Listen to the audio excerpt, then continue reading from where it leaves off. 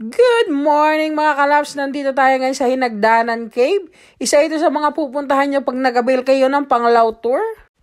Ayan, yung history ng Hinagdanan Cave. Pwede nyo mabasa dyan. Pwede nyo i-post yung video para mas mabasa nyo.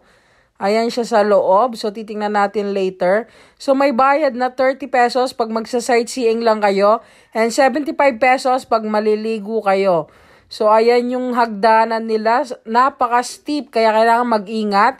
Steep and madulas, kaya kailangan yung mga suot nyo, mga shoes or slippers ay hindi madulas. Ayan o, grabe, tingnan nyo yan, pababa talaga yan. Buti na lang, naglagay sila ng mga railings as hawakan. So, yung mga matatanda, hindi ko alam kung pwede pa rito. Pero pwede pa naman, basta ingat lang talaga kasi pwedeng mauntog, pwedeng madulas or what. So, kailangan ingat lang talaga. Kasi madulas yung daan, tapos maraming pwedeng pag-untugan. And pagpasok nyo naman sa loob, sulit naman yung ganong daan. Kasi ang ganda sa loob, ang ganda ng mga rock formation.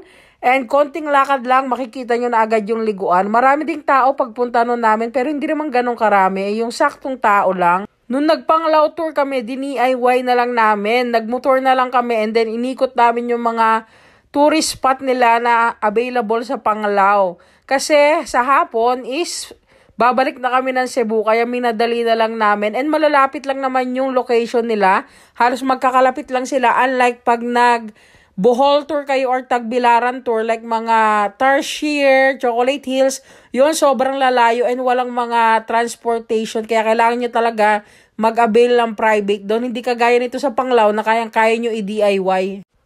So, madilim sa loob, hindi nyo masyadong makikita. Actually, may gamit na akong flash dyan para kahit papano may ilaw.